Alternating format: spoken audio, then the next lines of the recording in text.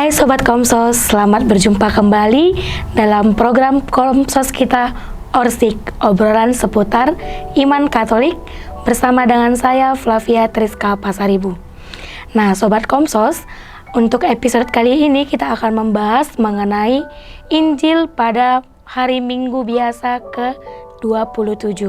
Sebelumnya mari kita perkenalan dulu dengan Romo yang satu ini. Romo ini sudah pernah menjadi narasumber kita juga loh Sobat Komsos. Dengan Romo siapa? Mari kita persilakan. Selamat sore Romo. Selamat sore Fla, apa kabar? Baik Romo, bagaimana kabar Romo? Puji Tuhan, saya juga baik-baik saja. Iya baik Romo. Boleh diperkenalkan kembali Romo? Oh iya. Supaya Sobat Komsos di rumah mengingat kembali Romo. Ya. Selamat sore, selamat pagi, siang, sore, malam untuk kita semua. Salam sejahtera. Sobat Komsos yang terkasih, berjumpa dengan saya Pastor Ignatius Purwosuranto OSC. Saya Vikaris Episkopal Tarekat Hidup Bakti untuk Keuskupan Sibolga. Jadi pada kesempatan ini bersama sobat kita Flavia, kita akan berbincang-bincang tentang Injil yang akan diulas untuk misa pada Minggu biasa ke-27. Ya Romo. Baik, terima kasih Romo sudah memperkenalkan diri. Kita mulai saja dengan doa pembuka. Silakan Romo. Baik, mari kita berdoa.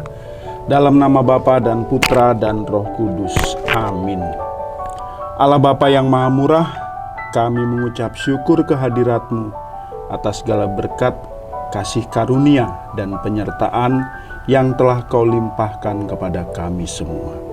Kami bersyukur karena Engkau telah memilih gereja-Mu menjadi kebun anggur yang subur, dan semoga gereja-Mu sungguh-sungguh menghasilkan buah yang berlimpah, buah-buah ketekunan, sukacita dan kegembiraan.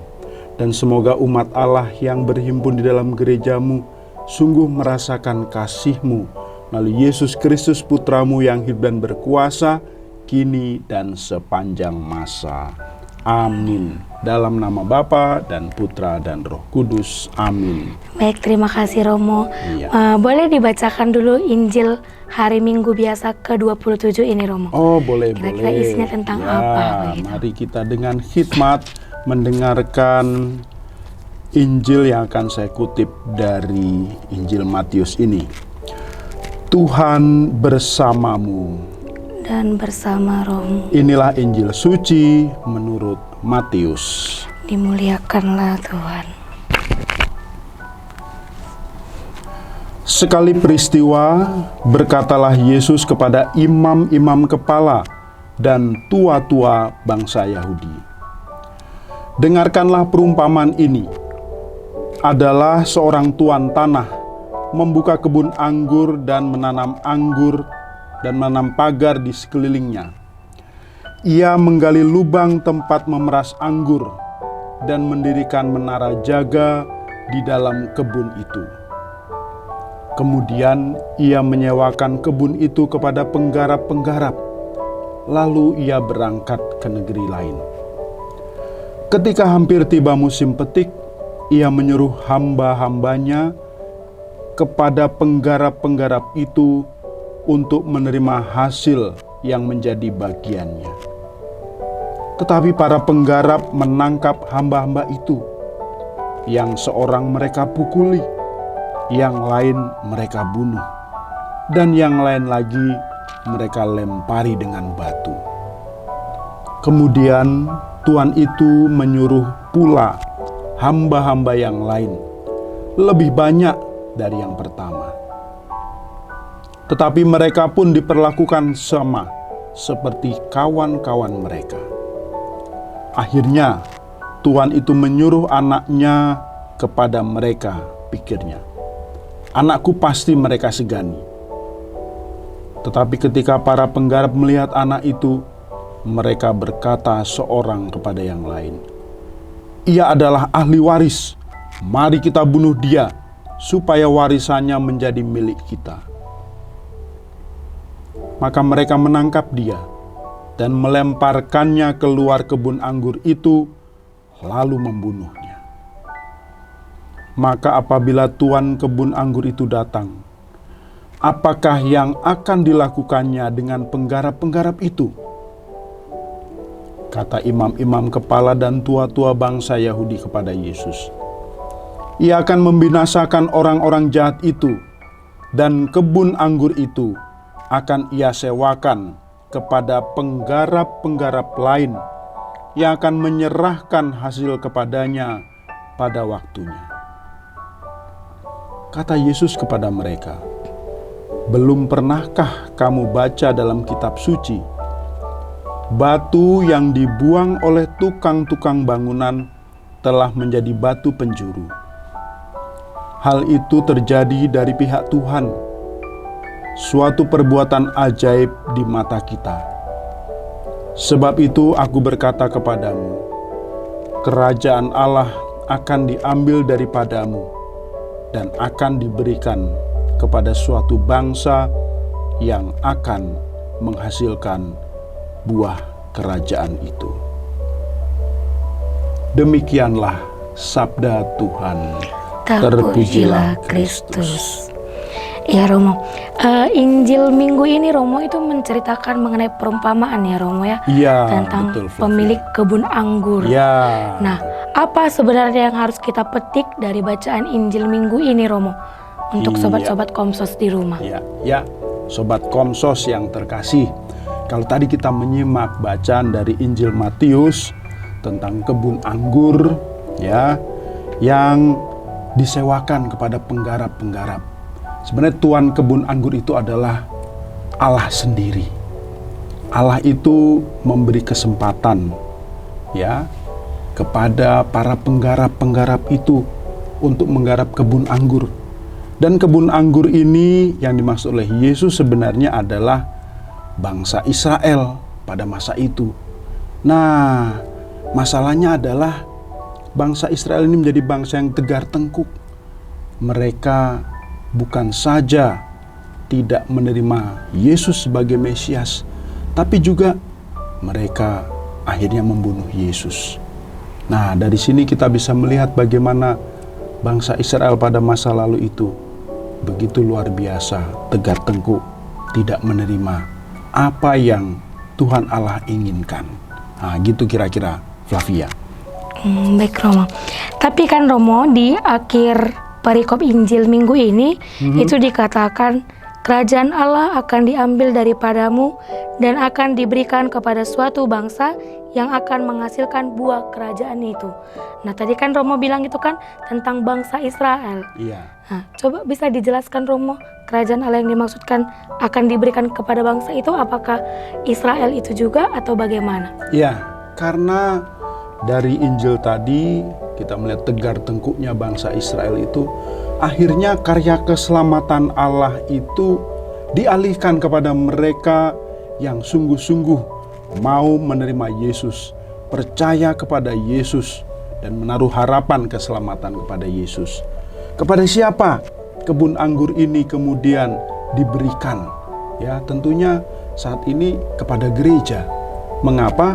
Karena gerejalah yang kemudian menerima Yesus.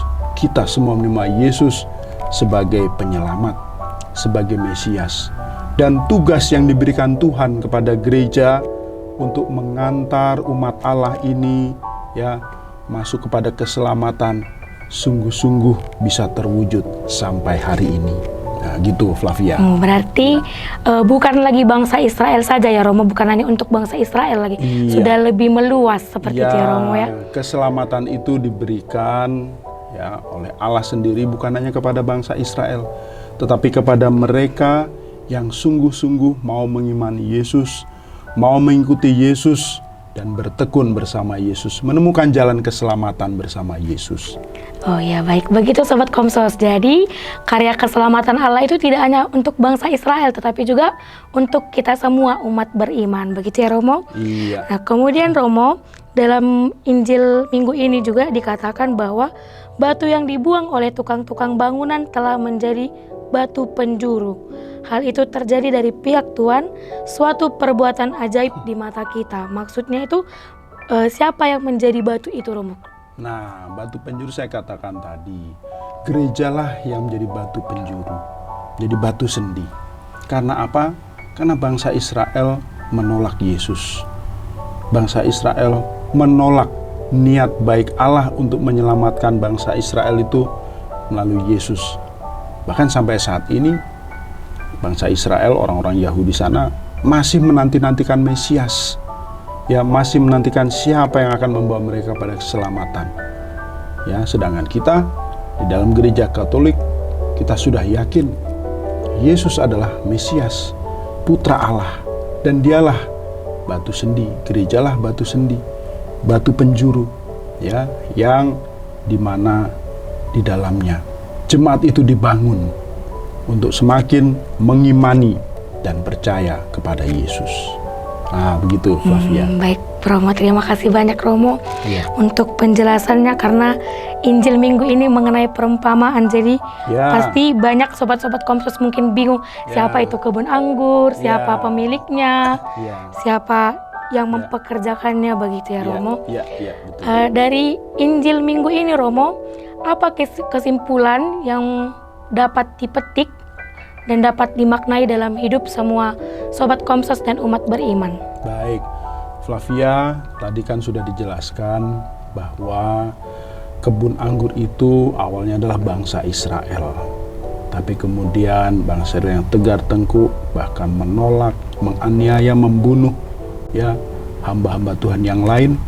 Akhirnya karya keselamatan ini, kebun anggur ini diberikan kepada mereka yang mau dengan terbuka hatinya menerima Allah, ya, yang dengan rela mengikuti kehendak Allah. Maka kita juga sebagai umat Allah di dalam gereja Katolik, kitalah kebun anggur baru itu. Diharapkan bahwa kebun anggur di mana di dalamnya ada tanaman anggur, kita juga berbuah. Buahnya bukan buah yang asam, tapi buah yang manis. Iman kita juga mesti berbuah, ya, berbuah dalam hidup sehari-hari. Apa itu buah-buahnya? Buah-buah kebaikan, sukacita, kegembiraan. Kalau keluarga-keluarga Katolik misalnya saling mengasihi, itu juga adalah suatu buah-buah dari iman kita. Keluarga Katolik hidup rukun, itu juga adalah buah dari iman kita. Keluarga Katolik saling mengampuni, saling mengasihi, itu juga adalah buah-buah iman kita. Itulah kebun anggur, itulah yang diharapkan Tuhan. Tuhan minta kerjasama, ya, antara manusia dengan Allah. Apa yang sudah Tuhan berikan, mari kita kerjakan dengan sebaik-baiknya agar kita juga menjadi buah yang manis. Baik, terima kasih Romo.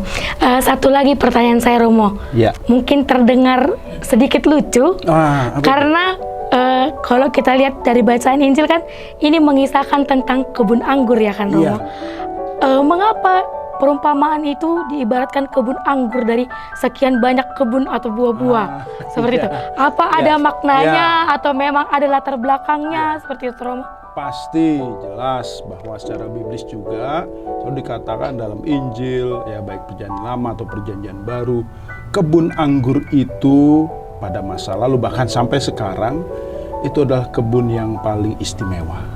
Ya, kalau kita lihat di Eropa atau di Timur Tengah, orang yang punya kebun anggur itu pasti mereka yang orang-orang yang dianggap ya sukses gitu ya. Dan kebun anggur ini ya saya kira bukan cuma beda lah kalau misalnya dengan kebun singkong atau kebun ubi atau apa. Kebun anggur ini karena kita tahu buah anggur ini menjadi buah yang ya boleh dikatakan buah yang paling luar biasa. Rasanya manis, warnanya juga menarik dan sebagainya. Dan kita lihat buah anggur ini kan menjadi santapan para raja, para bangsawan dan sebagainya. Oleh karena itu sengaja Yesus menampilkan perumpamaan tentang kebun anggur ini, ya, dalam beberapa perikop pun dikatakan demikian untuk menggambarkan ya kehidupan kita, menggambarkan juga tentang surga dalam kebun anggurku, ya. Dan itulah makanya mengapa kebun anggur ini selalu ditampilkan dalam beberapa perikop dalam kitab suci baik perjanjian lama dan perjanjian baru, karena mau menggambarkan bahwa ini menjadi suatu yang istimewa baik untuk Allah sendiri maupun juga kita sampai sekarang. Baik, terima kasih Romo. Jadi sudah terjawab sudah pertanyaan saya, kenapa di perikop kitab suci ini banyak kebun-kebun anggur, tidak kebun lainnya, begitu ya Romo. Iya. Baik Sobat Komsos, demikianlah bincang-bincang kita mengenai Injil hari Minggu biasa ke-27 ini, mengenai perumpamaan tentang kebun anggur, bagaimana Yesus menampakkan bahwa kebun anggur itu adalah hal yang sangat istimewa, begitu ya Romo ya, sangat istimewa, dan bagaimana Yesus menginginkan bahwa tidak hanya lagi bangsa Israel yang menjadi bangsa terpilih, tetapi kita semua juga, semua Sobat Komsos, gereja, dan bahkan orang-orang yang percaya kepada Yesus akan diselamatkan, begitu ya Romo. Iya. Baik, terima kasih banyak Romo untuk bincang-bincang kita di episode kali ini. Boleh ditutup dengan doa dan berkat Romo. Iya, kepada para pemirsa Komsos dimanapun berada, semoga renungan pada Minggu biasa ke-27 tahun liturgi A ini juga semakin membuat kita paham apa makna dari sabda Tuhan ini, dan gereja adalah kebun anggurnya, dan kita diharapkan supaya menghasilkan buah kehidupan, buah yang manis. Kalaupun kita belum menghasilkan buah yang manis, mari kita berusaha untuk menjadi buah yang manis itu dengan perilaku kita sepanjang hari. Mari kita tutup renungan kita ini dengan doa. Dalam nama Bapa dan Putra dan Roh Kudus. Amin. Ya Allah Bapa yang penuh kasih, Engkau telah membuka kebun anggur yang mengantar kami untuk menikmati keselamatan sejati melalui Yesus Putramu. Semoga kebun anggur yang sudah Kau tanam menghasilkan buah-buah kehidupan, buah-buah iman, buah-buah kepercayaan.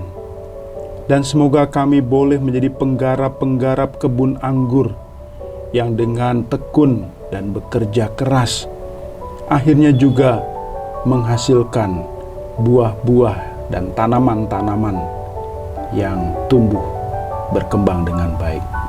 Berkatilah seluruh umat dimanapun mereka berada. Semoga mereka semakin mengimani Yesus Putramu sebagai Mesias yang membuka jalan keselamatan bagi kami. Inilah doa yang kami haturkan kepadamu, demi Yesus Kristus Putramu yang hidup dan berkuasa, kini dan sepanjang masa. Amin. Dalam nama Bapa dan Putra dan Roh Kudus. Amin. Terima kasih banyak Romo. Terima kasih Sobat Terima Komsos. kasih.